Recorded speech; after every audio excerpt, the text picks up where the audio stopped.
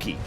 And this is another example of that, right? You've got double AD carries, you've got an incredibly flimsy support, and then you've got an Orianna that does have defensive capabilities, but Ona has to be so far ahead of the curve for them to be... And Ona is here. That being said, Renata is very precarious to dive. Yeah, it's going to be a pretty tough one if they do decide to go for it, as there's the flash. Rula cleanses to get himself out of the way. The handshake, unbelievable, and Rula still has the bailout available, picks up a double. Ona gets one back, but it's a disaster. Yeah, given the cluster Renata's strength in skirmishes like these. Yeah, I think based on what happened underneath that turret earlier on, it's a good idea to be a little bit more chill. You did have consequential, because even with this flash down, they have to go for Rula because the Fate's Call is there. Now, Canyon, a bit of a difficult spot. Yeah, Faker is going to pull the orb back. Nice little taunt there from Chovy, but they push them out of the river. T1 with some control now as Ona goes in, looks for the angle. There's the shockwave onto Rula. He does get the bailout though, and there is the reset. Down goes two. Hostile Hextech Ultimatum, is going to be a triple kill here. And the skirmishing power of this Gen.G composition in the mid game is so hard to deal with. We'll see the replay here. Towards the top side. If there is any other way to understand that you have the main character energy, it is either to do this, just throw a whole bunch of axes at the GOAT and kill him. There's the flash to follow, and Keen is going to be able to pick up the solo bowler. She will charge her way out, but that ward at the back of the pit does give T1 the bad news. This one is just going to go over to Gen.G unless... Ona's looking to ult. They're going to try and find an angle. Yeah, Ona is looking to make his way in. Doran has already thrown down the ulti. There's the cleanse from Rula. He might get put down to the bailout, but it is going to be a while before that comes in. They take him out before he can actually do anything. Carrier is the trade. Ona in a lot of trouble as well, but Keen is now being the carry. Misses that axe onto Pays though. However, Chovy's still here. They're going to look for Duro. They should be able to take him down, and now Keen the Herald! Going to take the Herald exit. Going to use that to get the knock up. There's this Justice Punch. And now, will the Olaf be able to turn on a dime? Looks like no. The turning circle on Shelly does need to be improved. As there's the condemn out. Keen finds Pays and sacrifices himself for it. Well, T1, as much as you want to contest this dragon, it might be difficult. Also, when you look at the summoners.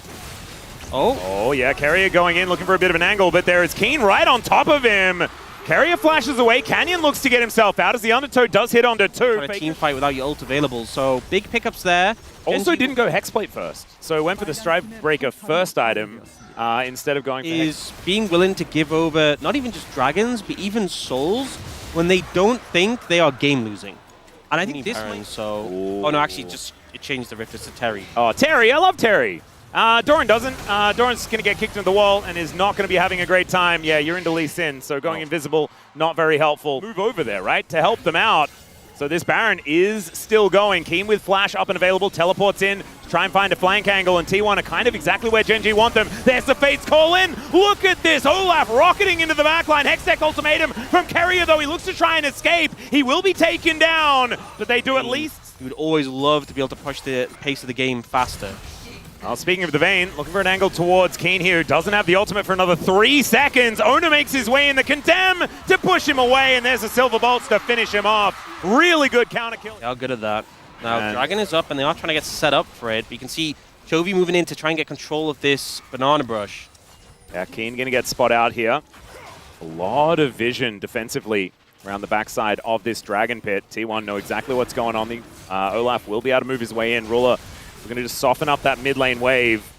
You're going to connect here from Canyon. The Dragon down relatively low. Let's see who is actually going to go for this fight. As there's the kickback. They get rid of the smite. There's the soul over to Gen.G. Shockwave is onto Canyon, though. He gets bailed out, but I don't think he's getting a reset. So down goes the Lee Sin. Doran is able to block the Justice Punch, and Chovy's put into the ultimatum. That's 2 kills, and they do manage to get the contest this one. There is still a Fate's Call, I guess, so Duro does have a little bit more flexibility about where he can be. Faker off to the side, though. Deadly Flourish comes in. These health bars are so low! And now Keen is just trying to work out a way in. He can't really find it, though, as we can see. Carrier might die to the Baron, but Ona is still looking relatively healthy, and Gen.G, they'll back away. It's a T1 Baron at 25 minutes. Faker's position there. Especially mid to late game, right? Even though the early laning phase didn't go so well, didn't get to him. I feel like that decent is job of covering their bases. We do now see that top lane tower fall, but it's matched here in the bot lane. funny to just complete the whole hat. He's still got the arm guard sitting there. Having Rabadons and Seekers just feels like a cheat code. It's like you got the benefit of both items. Yeah, it's like the old items on his ring, which was just both. Just kind of cute. He is now going to get caught, though. Does use that arm guard that he picked up. Let's see whether he can keep himself alive, though. The answer is absolutely not. T1, they managed to get the pick, and they'll get a free Olaf as well. A massive blunder here from Gen.G, as T1 should be able to get Elder as well. Huge pick there by T1, able to set up the play, able to find Chovy and Keen to follow, and that's just Elder, and you can take Baron immediately after this. Yeah, they're pinging the bottom side of the map, but they could take the purple worm if they feel like it. T1 now move to a gold lead. And I guess this was their plan all along. Give up. They have an Ocean Soul, but they're playing into Baron and Elder. I don't think that Ocean Soul really matters. Doesn't feel that good anymore, as there is, you know, 2 parts of Exodia picked up here. If it's not going to lose us the game, we can sacrifice it, pick a better time, and boy, did they find a better time. And they are just making this composition work, man. Finding the pick angles, just dissecting the Gen.G composition that does really want to fight 5v5, but it doesn't manage to do that if you kill a couple of them before the rest can show up. And so now, T1 just going to push on through. Doran on the top side of the map has already gotten an inner turret. Inner going to fall in the mid lane as well. The outer fell a while ago. That is what has propelled this gold lead, or the Rebel Baron power play, at least to 3,000. 3.6 is going to be that overall lead that they picked up for themselves. I mean, that's the thing. With the last Baron, T1 hadn't taken that many structures. Now they get to pick up a bunch, get a ton of gold, and it's so hard for Gen.G to contest right now. 25 seconds on the Elder. That's the timer we're waiting for, but I'm still kind of worried even after the Elder vanishes. T1 are getting stronger and stronger right now. Level 20 Vayne, by the way, to a level 17 Olaf. My goodness, how did it get to that point? Doran completely out of control right now, as they are looking to siege this one out. 4 seconds, and then T1 will not have that Elder buff anymore. Gen.G, they know it. Or down. Yeah, this is the point where Gen.G can defend a bit more aggressively, because the Baron's obviously going to push in, but they can buy some time for it. And T1 don't just auto-win any fight on the back of the Elder. They will be able to eventually push down this tower, but the Baron's going to time out. It's a lot of structures to have taken on the back of that Baron. Huge amount of gold given over to T1. And things are looking pretty grim for Gen.G right now. But the game is still going. And there is going to be another Elder spawn in 2 minutes. Oh, not again! Again, the shockwave is going to come down. At least Chovy goes golden. But can he even flash out of this? The answer is absolutely And then once again, Ona flies in with the ultimate. Pays opens up with a curtain call. That was some great acting. That was Oscar level. Yeah, well, Canyon might need to kick Carrier away here, but they do call down the Galio. And now Hostile Takeover comes in, hits onto 3. They're doing so much damage. That flank angle is definitely a good idea, as Canyon was spotted moving into the enemy jungle. Spotted out once again here, as the Blast Cone does get Owner over there. And now the kickback onto the Pantheon, but they've taken out the Lee Sin once again. They're going to get separated and executed, as Duro trying to get some shields onto Ruler. He just wants to hop around the fight, as the handshake is decent, but there's the curtain call. Carrier goes in, flashes out, smoke and mirrors here from T1. Justice punch onto Owner, and they will get him down to the GA, but Keen is just running for his life, as Faker is looking to get on top of him and will be able to take him down. Hostile Takeover does manage to come in, and they get them! Pops around the battlefield and takes out the remainder of T1. Carrier and Faker running for the hills, and Gen.G, I mean, they can take an Elder if they'd like, but my God, I don't think we're going to live through this series if the rest of the games are like this. Carrier and Faker still alive to try and buy time for their team, but it's so long when the death time is 40 seconds. Canyon's up in 10, and with an Ocean Soul, they're just going to sustain up off this Elder. And Ruler's got Randuins and Jack shows. He's actually a tank. They have right to now. pull it off. Enduro, I was watching during that fight the Hostile Takeover timing, and as soon as it came back up, he got such insane value from it. This was a fight that I felt like T1 just had in the bag. They pick off Canyon at the start, and he gets stunned, even tries to get the control ward down, but the root from Pays is massive. They commit a lot of resources to take him out with a shockwave as well, though. Doran doesn't get the condemn on Ruler, but creates a lot of chaos, baits out the ult. We saw Elder and Baron going over to T1. This time Gen.G take it, and they have the soul as well. Yep, this is real Exodia to come through from Gen.G, as they do also have that Ocean Soul completed. Baron goes down to 18 health, which I'm pretty... But an extra 10, 15 seconds that his ult bought by stalling them out makes a big difference when you have to stall out. A good job of stalling, buying time. They'll lose this tier 2, but it's a very small price to pay. 30 seconds is what T1 need to buy before they can look for a fight. They might end up sacrificing this tower mid. Well, Canyon is going to get pushed away. This tower is going to fall. See whether they can actually get the inhibitor as well. There is a siege minion here, and it looks like the inhibitor is going to be made short work of. Oh, they're losing a bit more, though. It's still 12 seconds, and they have to lose another inhibitor, at least the tower. Yeah, I think the inhibitor's just gone, so big cost there. 5 seconds on the Elder. Gen.G still pushing forward. And look at that, the Winds of War just tags Doran, and he takes so much damage from it. It's gone now, though. Well, yeah, there we go. T1 have managed to wait it out, but Gen.G are still sticking around. Baron's still up and available for another minute. And now Canyon taking a fair bit there. Shockwave does come down. He's still got his GA. That has come back off cooldown now. Yeah, Ocean Soul as well going to help with the sustain here if you can connect any abilities. But the Shockwave was committed. He was trying to catch Willa. Now the ult from the Jhin. Yeah, Curtain Call does come on through, just trying to soften up the members of Gen.G and push them away. This is big. Lots of cooldowns burned by T1. 3 major ultimates unavailable. Gen.G in a real position of power now. Yep, and Ruler just able to bounce around this fight. Doran and Faker looking for a bit of an angle here off to the side.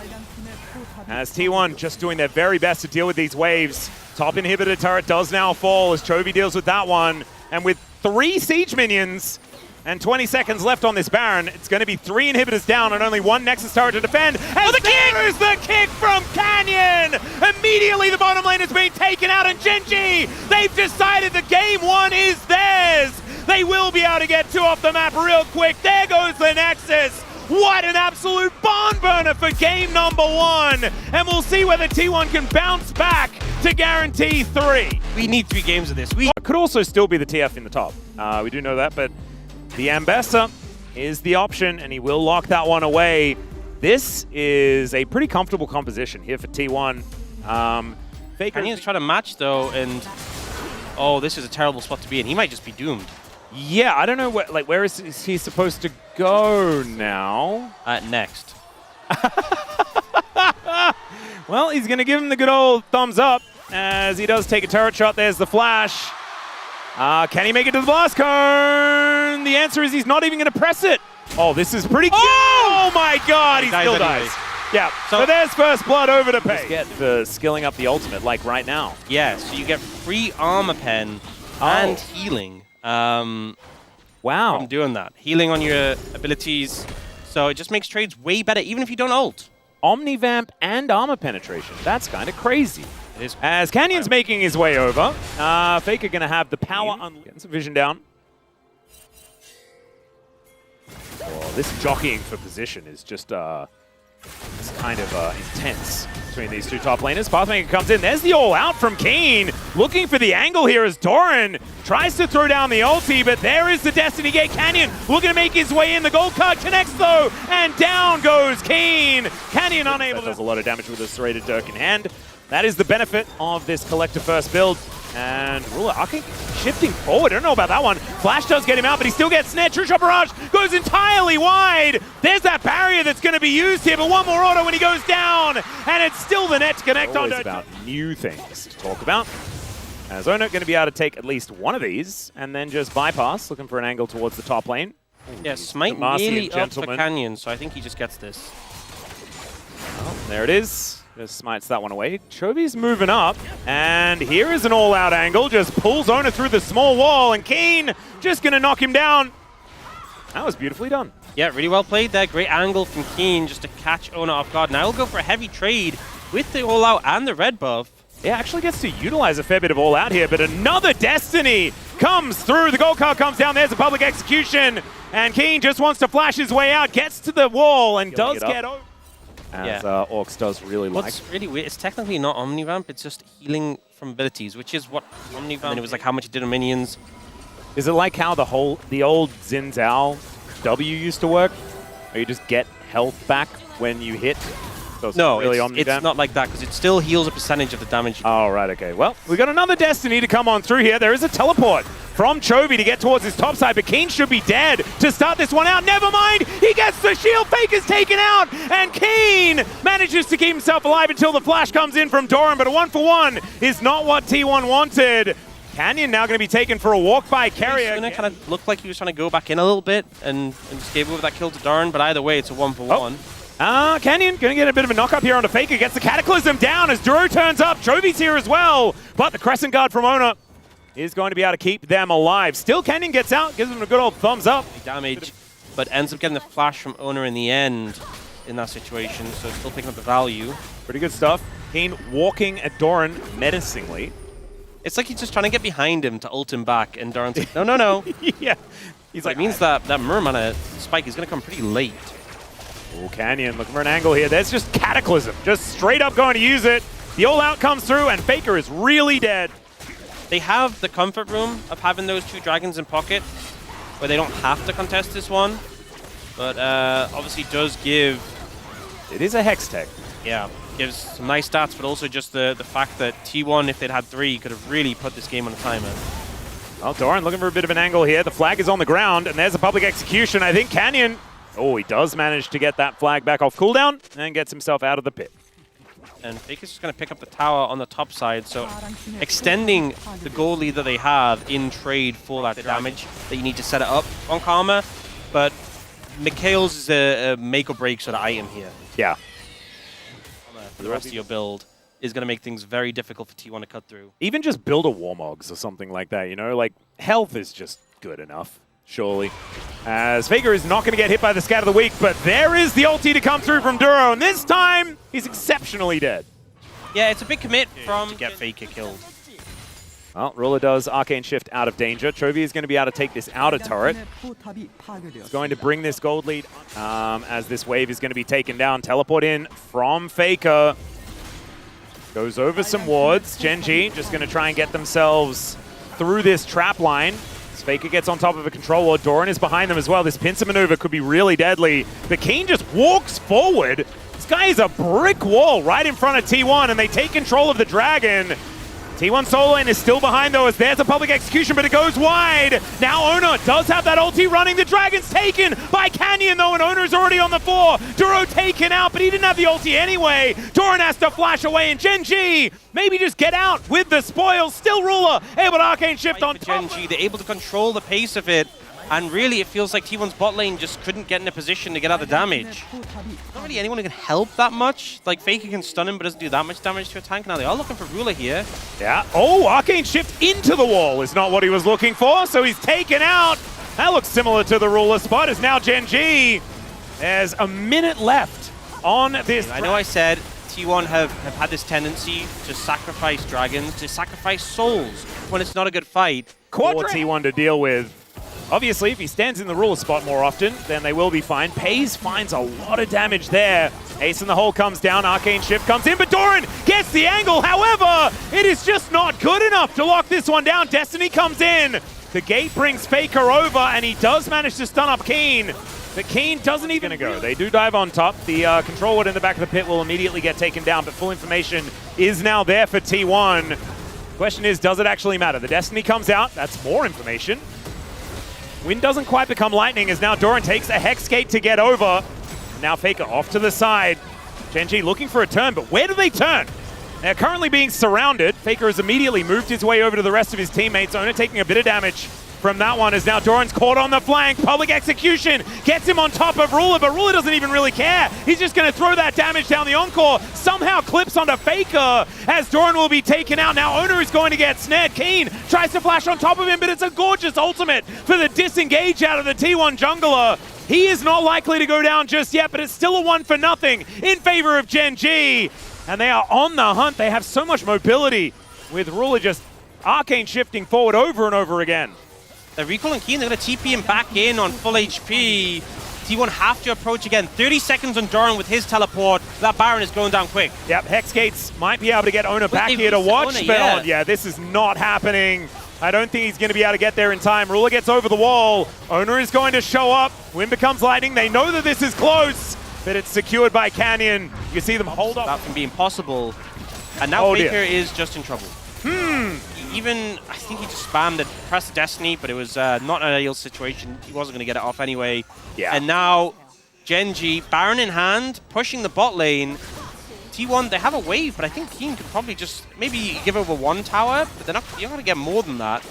There is also an Ambassador in the top lane as well. It's kind of an interesting little attempted trade. You can see it's kind of working right now as the Rebel Baron power play has not really changed. But if they lose their Nexus, then it's probably not worth. Yeah, you see the ult from... Yeah, if that had to stop Pays, it could have been really problematic. Because, yeah, Gen.G are just continuing. It was the Destiny where it was just like, you know, doomed if you do, doomed if you don't. It wasn't... You may as well press the button. But now Yeah. it is that Quadra Hex. Ruler looks like he's going to go for the more of Malmortius as the fifth item, sorry. A lot of flexibility on the Ezreal. If QSS also decent. But Yep, not too bad. right now, the pressure's siege. being built. Oh, goodness me. Look at all those cannon minions. That There's is 4! of them. Why is there 4? That doesn't seem fair. All right, True Shot Barrage not doing too much, but the Scat of the Week is fantastic. Pace gets clipped. But there is a Mikhails. That gets him out of the way, but now Mikhails not going to be available for the next play. As the scatter onto Faker is dangerous, but he is close to his Nexus turret. Owner goes in. Crescent Guard to keep him alive. Doran a little susceptible, but look at Gen.G that bot just wave that's continuing to coming in. push. Yeah, Pretty exactly, massive. man. It is high seas today. The waves are getting out of control. And T1 having to deal with these super minions moving forward. The smite helps Owner out as far as that is. On mid, because you're trying to deal with waves top, waves bot, and they can just push there. Canyon in a bit of trouble here. Yeah, he's going to flash, but I don't know whether he's actually going to be able to escape because Pace is able to put him in a trap so comfortably. G8 does nothing when there is a Caitlyn. And down goes Canyon. A possible angle. Very scary. Oh, Hexkit coming in. They're looking for the flank. There's the flank angle. Kind of beautiful here as the public execution goes wide. Faker is then left on his own, and he's executed. And now Keen in that front line, exactly where he wants to be. Doran dashing around. The encore doesn't quite work onto Owner, but he still has to go in because he had no other way to go. But Pace is able to get the snipe onto Ruler. Keen is flashing away, and T1 still on the retreat. But I don't think Gen.G are winning the game off that one. But Pay's an absolute monster there. Just when things start to look like they're going in the bin for T1, he steps up and kills the rival AD carry. The problem is that base is still being threatened, and it's so hard to step up to Chovy. Yeah, Chovy's still like 8 seconds left on another ultimate. And so if anyone walks up, they may just kind of die. He does so much damage at this stage of the game. And the inhibitor is going to fall. Chovy was dashing forward, actually tries to find Pace. Just be gone. There is just nothing that T1 can do about it. Yeah, the problem is Elder's in a minute, and honestly, with how strong... Yeah, it's about the 6th man at this stage. Keen hits level 20. And T1, they need to try and work this one out. The public execution doesn't really do too much. It's the right sort of play to go for. You need to start the fight soon before these minions build up, but that nerf that they had to Ambessa that slows it down makes it so hard to connect. Yeah, and the setup is just not quite there. Scat of the Week is phenomenal. Somehow manages to spread all the way out onto the two opposing sides there for T1.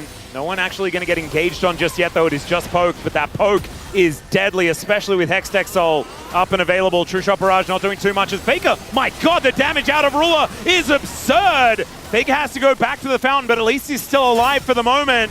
Now the fight. That's a big headshot. Yeah, Pays. When he does manage to get these shots off, he is so dangerous. Scat of the Week not going to affect Pays. Not a whole lot of weakness here for this guy. Super minion pushing in bot. Once it's triple waves, I think it's just game over. Although we have the inhib respawning top. Gen.G will just clear that out immediately. But it does mean the super minions are a little bit staggered, but it's still so hard to defend. T1 doing a great job of buying time. But is it going to be enough? They're doing the best that they can. This poke damage kind of ridiculous as they're there's the looking for a flank angle from Doran. He makes his way in. Chovy taking a lot of damage. He flashes to get out of the way. It's a phenomenal scatter as the encore. Not really doing too much, but they take out the Ambessa. And Canyon gets on top of Pays. The beat drops and so does the Caitlyn. It's a double for Ruler. And I think Gen.G may have just returned the favor to T1 as they are going to be unable to win any of their games here at the home ground, much like Gen.G just... T1's ult bought them the ability to push in and end the game, but this game was really down to the wire multiple points. Yeah, so incredibly back and forth between these two teams. I think it is so poetic that it's Canyon that makes the ending play to win them the game, because he was actually pretty hard on himself after that last loss, the 0-2 that they faced against T1, saying that his performance wasn't quite up to par. That was a beautiful kick to find the angle, take out the bottom lane, and secure this win. Ruler does so much damage, though. This guy on Kalista, it's just a different story. It's so funny, because I feel like we've got two of the best Kalistas in the world in this series. Yep. Like, Hayes and Ruler are the guys, and Ruler's the one that takes it, picks up the win.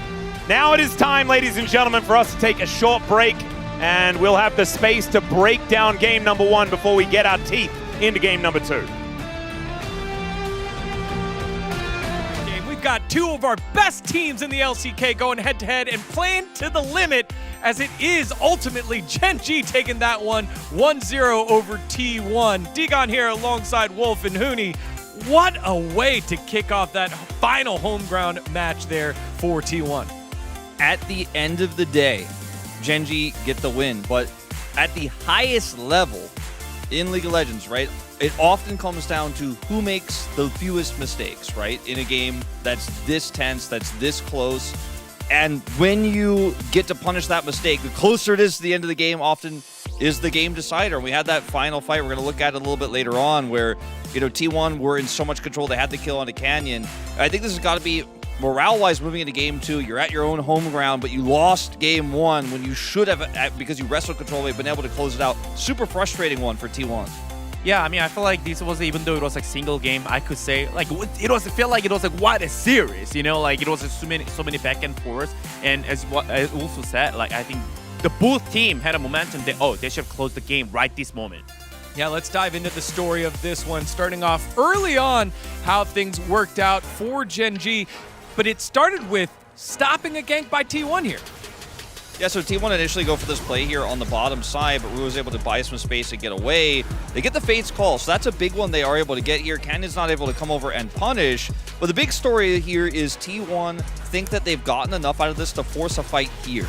Yeah, the fact that they used the Pantheon ulti, and you have to see the Kalista has no sums. That's why the T1 actually saw the opportunity.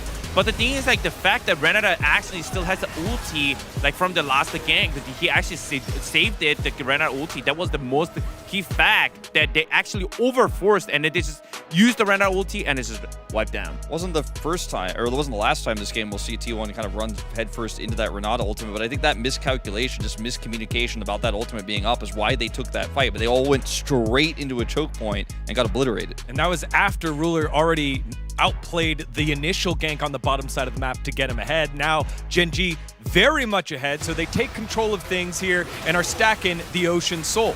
The fight is a super 50-50, but I think the Gen.G was actually they secured the Soul Drake. But the thing is, I think T1 actually plays so well around, like, based on the how enemy team is actually position-wise.